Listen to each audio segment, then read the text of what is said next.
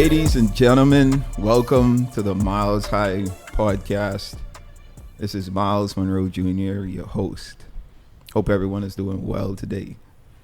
I want to thank you wherever you're listening from, whichever platform. Thanks for joining in. Wherever you're watching, whether you're on YouTube or any of the other video platforms, thanks for tuning in. My goal with this podcast is to always entertain, educate, and elevate you miles above your fears, doubts, and any limitations that you think may exist. Always remembering that those limitations only exist in your mind. I'm feeling good today, man. I have the team here. Everyone looks good. Everyone smells good. Everyone seems like they're having a good day today. But I'm in a good mood. For those that don't know, I recently got married. Your boy has been married now for a couple of months. Jumped that broom. It's a good experience. It's a good life. I'm happy in this marriage. My wife will be joining me at some point on the pod. For now, she's playing the background though, being shy and all. But I'll get on the pod and we'll tell you a little bit about our story at some point.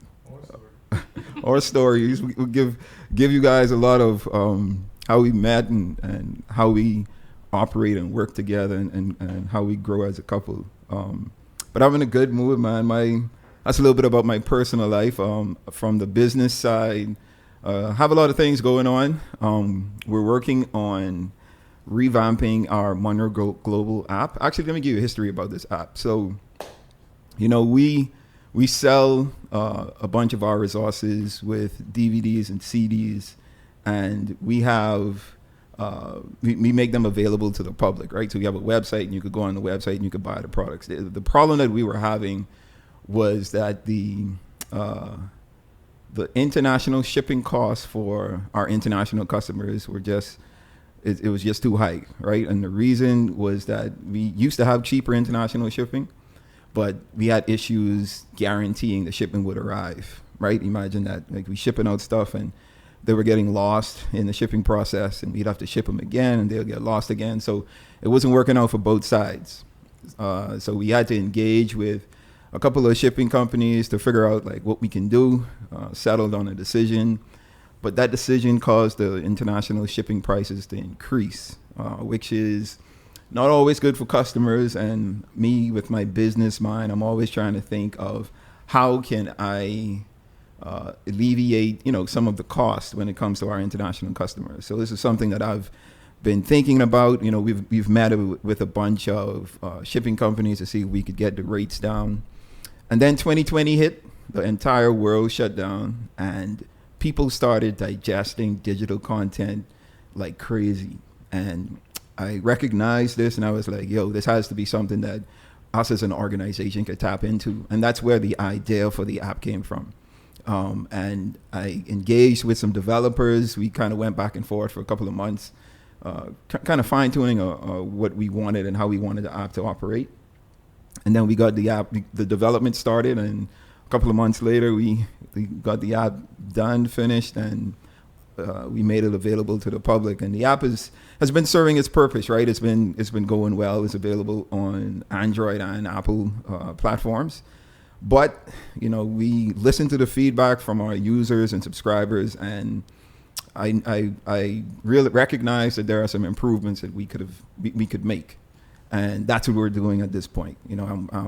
I'm talking with developers now, and we're in the process of developing a new app that has better functionality, better features, all of this stuff. And I'm super excited for it because this app has been a brainchild of mine. And I don't know of any of you who've had like business ideas that you see that you had in your mind and you've brought it to reality. That's what this app is for me. And for me to be able to perfect it a little better, I'm excited for it. So it'll be available in a couple of months. And I am looking forward to it. You can access it through all of the app stores that you get your apps from. The app is called the Monroe Global app. And And yeah, I hope you guys enjoy the content, man, and enjoy this new this new improved app that we're going to be releasing in just a few months. Secondly, the Monroe Institute of Leadership. Now, my dad has always talked about this institute that he wanted to establish, right? And he wanted people to have a place where they can come and learn biblical principles, learn about leadership and purpose and developing oneself. And we didn't want that dream or that vision to die with him, right? So our organization is carrying on that vision, and we've also been working with some curriculum developers and course developers, and we're in the process of releasing our first 2 courses that's coming from the Monroe Institute of Leadership. That'll happen later on this summer, summer 2023. I'm super excited for that. You know, that has been a long time coming. I've been working on this for, I want to say like 7-8 years now, trying to find the right people and the right people with the right mindset, you know, to really get this done. And I think we have that now. So look out for that. That's just a couple of things that we have working on. You know, that's just a little bit about my life, my personal life, and how I operate with the businesses and everything that I do. It keeps me super busy. My wife works along with me, and we have a number of other contractors that work along with us that help us to get everything that we have on our table, to get them done. All the goals that we set each year, we accomplish them because we have a good team around us, and I'm just excited for what the future holds. And now I'm able to kind of share all of that with you through this podcast, through this platform. And I'm just happy you guys are able to enjoy and embark on this journey with me, right? So what I want to talk about today. So, you know, me being business minded, I wanted to use this particular episode just to discuss some keys that I've learned over the years and that I use with everything that I do, you know, in the business ideas that I come up with. I go through these keys and I mark each one off in hopes that, you know, I'm able to make whatever that idea is successful. And this entire, these principles and these keys, these came actually from a teaching that my dad did a couple of years ago. You know, in my editing process, when we're developing the resources, you know, I'm able to listen to a lot of the content that he would have recorded or that we would have recorded. And there's a teaching that he did on business success. It's actually called the 5 Keys to Business Success, or the 5 Kingdom Keys to Business Success. If you're interested, I would recommend you go and watch that on our YouTube channel, or it's actually available on our app, so you could download the app and enjoy it there as well. The title of it again is 5 Kingdom Keys to Business Success.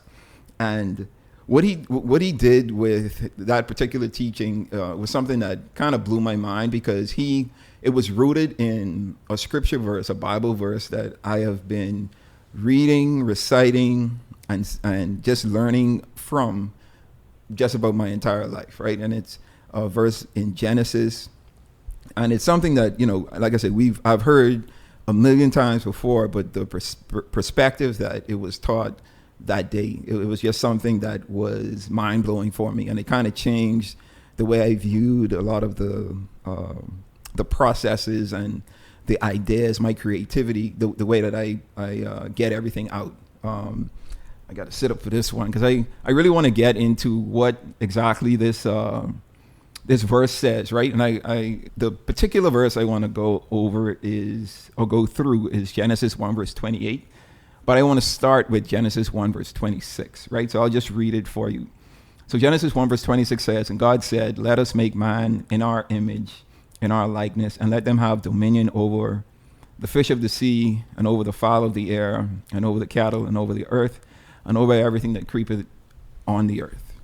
So in this verse, the main thing I just want to point out is God said, let us make man in our image and after our likeness, and let them have dominion, right? So the purpose that God created us was for us to have dominion.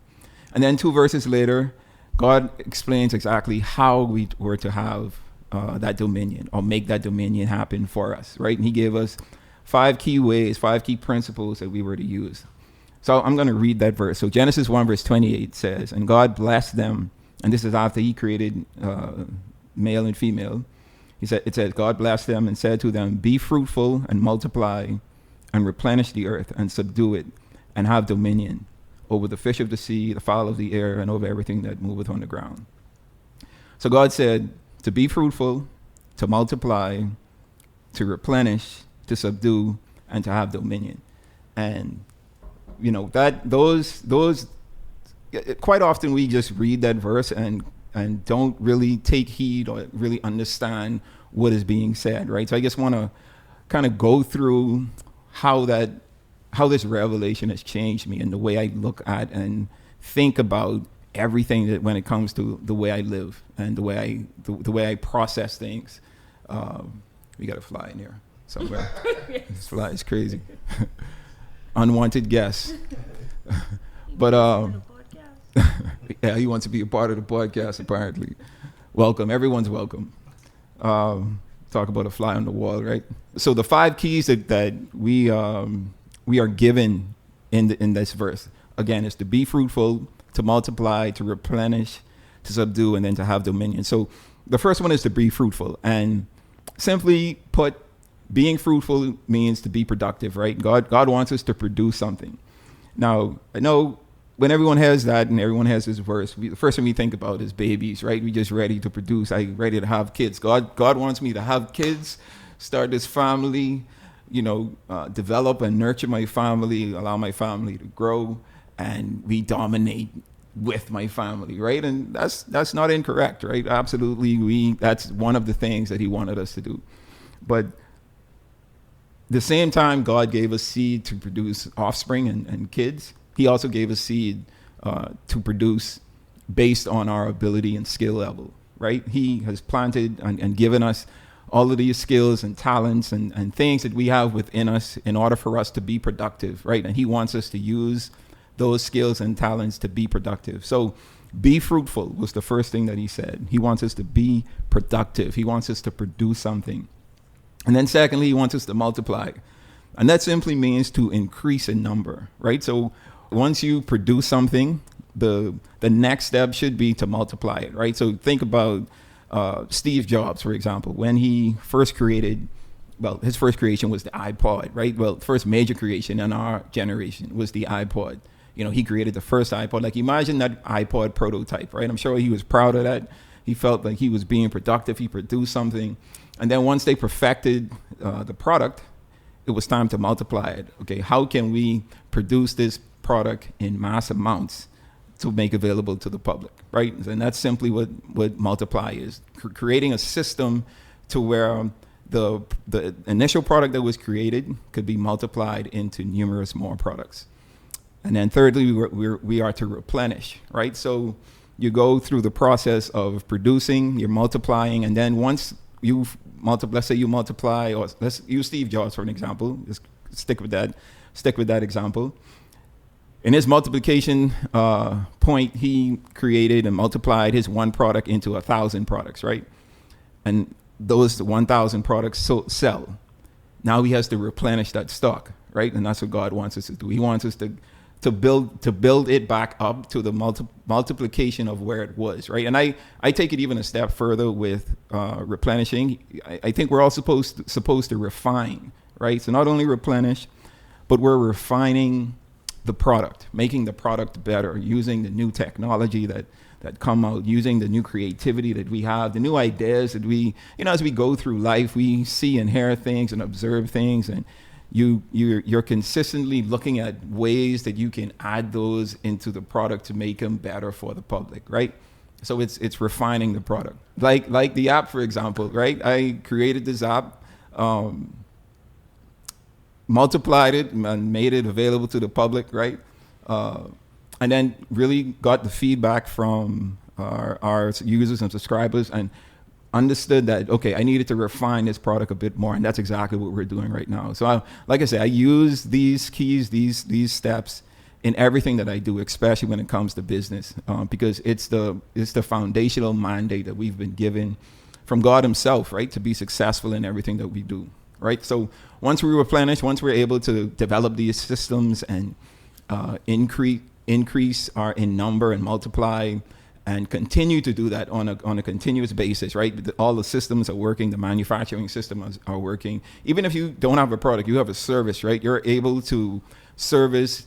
You started maybe servicing 100 people, then you increase to 200 and then 500, right? You're consistently trying to scale your business or scale the things that you do, right? And then the next step is to subdue.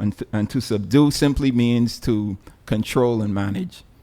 You're simply supposed to control your market, control the production of your product, the success of your product. You're managing everything, managing the people around you, managing the staff, managing the quality of the product. You're managing the hold you have on your market, right? Once you go through the steps of producing, multiplying, replenishing or refining, and then subduing, you gain a hold of the market, right? So let's go back to the Steve Jobs example.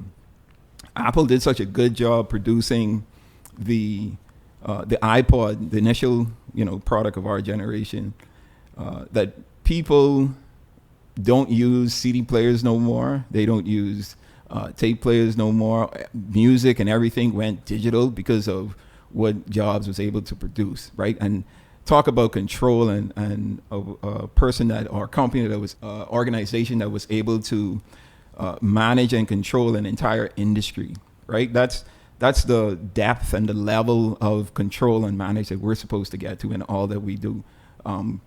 You change the entire industry, change the whole that you initially have, or change the direction or the trajectory of the entire industry. And that's what Jobs did, right? He subdued the market, subdued the entire industry because of the control that he had. And then he dominated, right? He mastered the iPod. And then once you're able to master one part of the business, you're able to start it over, but introduce new products and new services to the business. And that's how you evolve and you start to create these different arms of the company, different products that the company is able to produce.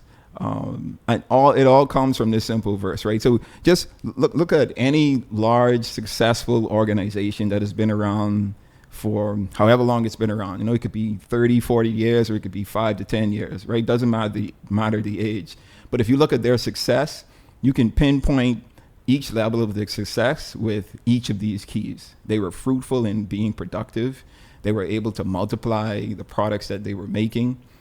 They were able to replenish that stock that was multiplied. And then they were able to subdue and control the market, and it allowed them to have dominion and master.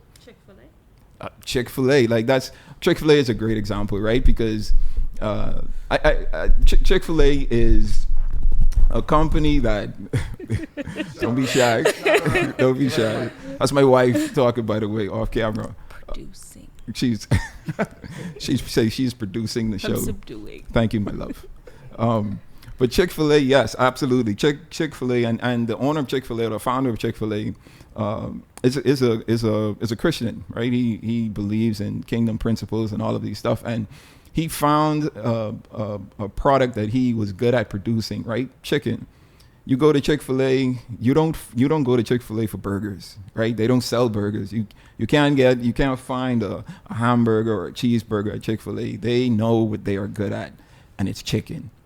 And some people like it more than others, right? Because there's a lot of competition out there, but Chick-fil-A has been able to subdue their market share or subdue a corner of the market that no one else is able to touch. And I think it has a lot to do with these different keys, right? Because they don't have to experiment with hamburgers or compete with other franchises that produce hamburgers or any other non-chicken products, right? Because they have such a hold on the market and have refined their products, have worked on the things that they're able to do, and they dominate. They master their industry, and that's what I think we're supposed to be doing. So Genesis 1 verse 28, it wasn't just talking about us producing kids. It wasn't just talking about us raising a family or starting a family. It was really telling us and encouraging us to really develop from within, right? The gifts and talents that we have, as talented as we are as a race, as human beings, we are filled with multiple gifts, multiple talents that we can do. God has given us so much seed on the inside, and I think it's up to us to discover what those seeds are so that we can start producing and being productive. And you don't have to be the owner of a business to be productive, right? You can be productive as being a part of an organization. Like I look at my team around me, like each of these individuals are productive in their own area of gifting, right? And I think that's what we're supposed to do. We carve out our niche market within whatever industry or company or organization that we're in. And we go through these 5 steps. We be productive. We're able to multiply. We replenish and refine our gifts, the product that we produce, and be able to control and manage our emotions, our decisions, our salaries, the money that we're able to make, and then we're able to dominate and master the things and everything that we do. And yeah, man, that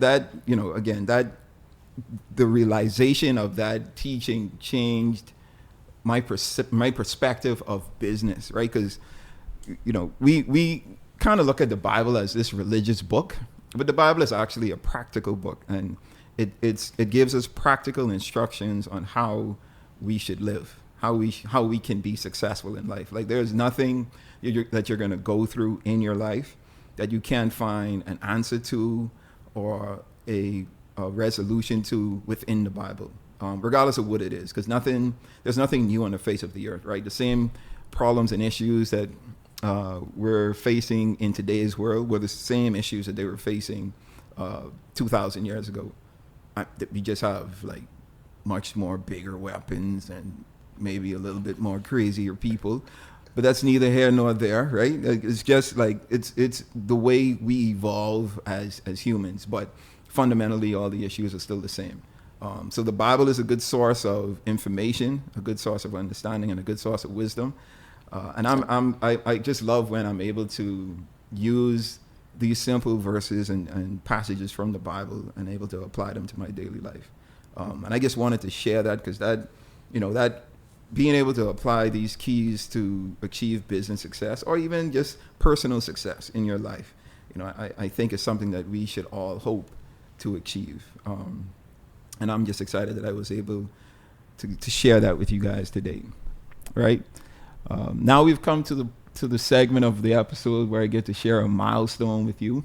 And as you know, this is just some encouraging words that I want to say to you in parting, right? For you to just go off and think about, maybe apply it and apply it.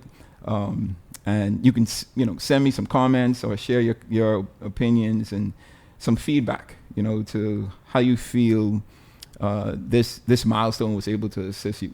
And today's milestone is something simple. It's one of my most favorite quotes that I've heard from my dad, and it's simply, nothing changes until your mind changes.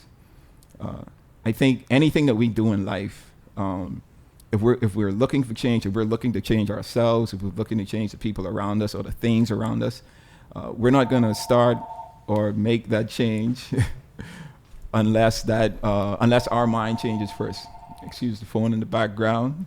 Quiet on the set, guys. But nothing changes until your mind changes. I think that's such an important concept that we need to allow to really set in with us, right? And I just want to encourage you to continue to think outside of the box, not to settle for the conditioning that we've experienced growing up as kids. Always have an open mind. Be open to trying new things, doing new things. Nothing changes until your mind changes. All right. That brings us to the end of this episode. Thank you guys for joining, man. I think being able to share these 5 keys for business success does my heart well. I love business. I love the things that I'm able to do as a creative. And being able to share that with you just makes me happy. I'm very happy. But as always, I always seek to entertain, educate, and elevate you miles high above your fears, your doubts, and any limitations that you think exist. But always keep in mind that those limitations only exist in your mind. I'll see you guys next time. Stay blessed.